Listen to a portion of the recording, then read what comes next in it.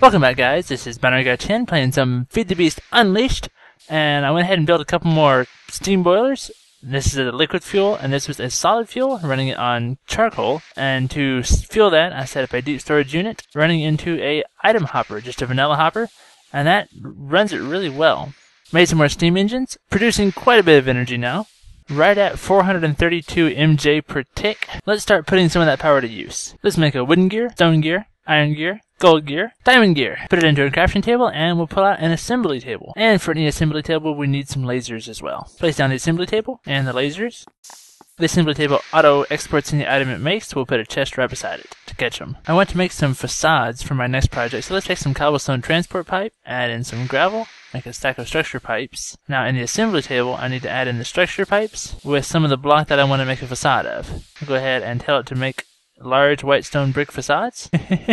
That looks cool. Okay, well that's cooking. Let's go ahead and work on the next part of the project. We're going to start getting into some applied energistics, and one of the things I need to make is an ME advanced processor to set up a small system. Not for the main storage, but for another project we're doing. To do that, we need either a redstone diamond chipset, or we can make an advanced processor assembly. We just have to smelt it. However, I already have an assembly table, so let's go ahead and go that away. All I have to do is throw in a diamond and a piece of redstone, and let that get to working. While we're waiting for that to cook up, let's make some fluix crystals. Let's pulverize some nether quartz. Grab some of the dust from that, make some fluix dust, and smelt part of it into silicone, like so. The assembly table is almost done with the diamond chipset, and there it is. Combine the chipset with some silicone and the fluix dust to make the advanced processor. Put it together with some of the fluix crystals and some iron, and that'll make an ME controller. We also need to start making some basic processors, and those can take the gold ingots, so let's start some of those cooking on the assembly table. We'll let it cook up a few of them. For this project, we're going to need a bit of cabling, so let's make some of that as well. Got our golden chipset, let's make the basic processor. Drop that in and make a conversion matrix. Put the conversion matrix in with a ME cabling,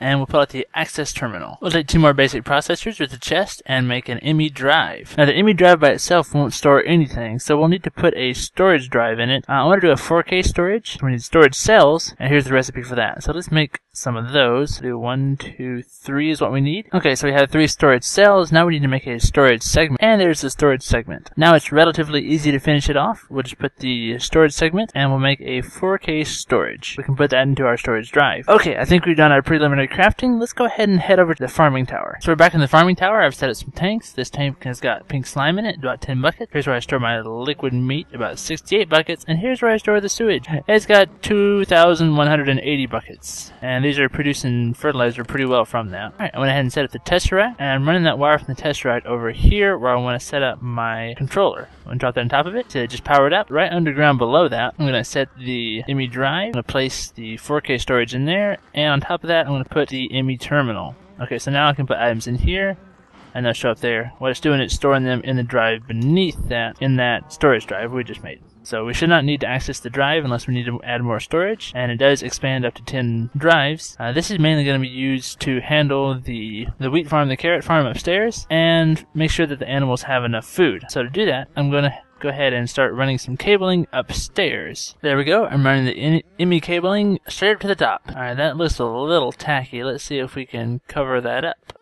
There we go. It's going to work out pretty good. There, it's almost hidden except for this fact that it doesn't connect to the glass. Works really well up here, you can't even tell it. So what we want to do is start pulling in some of the output from the harvester. So we're going to need to make an import bus. Remember, import means we import things into the ME system.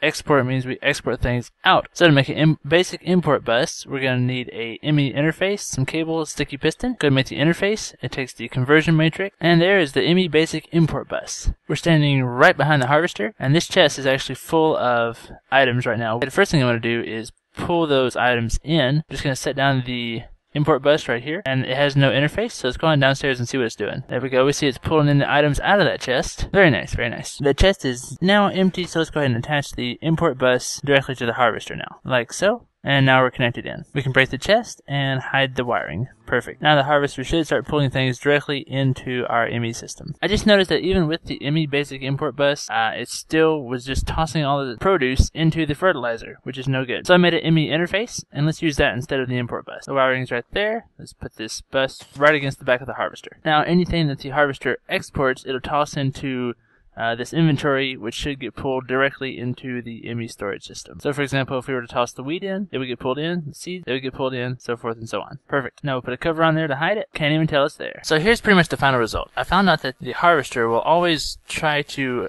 output to the fertilizer if it's sitting too close to it, so I had to move the fertilizer over out of the way. Now, right behind this block, I have an ME interface. It'll automatically export to that, and that seems to be working great right now. So I have the power coming from this tesseract. It goes to the harvester, the planter, and also to the fertilizer, just underneath and around. And the ME cabling goes right behind the blue strip on the outside, so that it is well hidden as well. Let's go ahead and add in some export buses. I'm going to use the ME Precision Export Bus. I'm going to attach it to the planter. Now on that, I have the ability to select what I want to export. I will say I want to export seeds, like so. So it will keep the seeds and the carrots full. Cover it all up, you can't even tell anything's underneath it. Perfect. Now for the fertilizer, I'm only ever going to put one item in here, so I'm just going to use a basic export bus, drop it there, and connect the cable. Now we do have an interface for this. We simply have to tell it we want to put industrial fertilizer, and it'll start filling it up. There we go, everything looks clean and good to go. Awesome. Now to do something with all of that wheat and carrots we're harvesting. Really quick before I do that, let me show you my fertilizer setup. I have tesseract here. The sewage is coming from the tank. It goes up into the bottom of the composters. The tesseract fills with this energy storage cell, and on the back side I have them exporting into a pipe, and that goes into the interface, which connects up with my ME system over here. It's got the industrial fertilizer in it, and let me go ahead and get this covered back up. We'll do the same things in the animal pens. I'll come down here and drop a basic export bus, and I'll tell it that I want to put carrots. Drop a facade to cover it up, and then I just put in some dirt to keep it from filling the whole thing up. I just did the same thing with wheat for the cows, so we should be set up good. All I gotta do now is cover up some of the paneling, and we'll be looking pretty good up here. Perfect. I also added a basic import bus onto this chest, so I can toss whatever animal products I want to put into the storage system.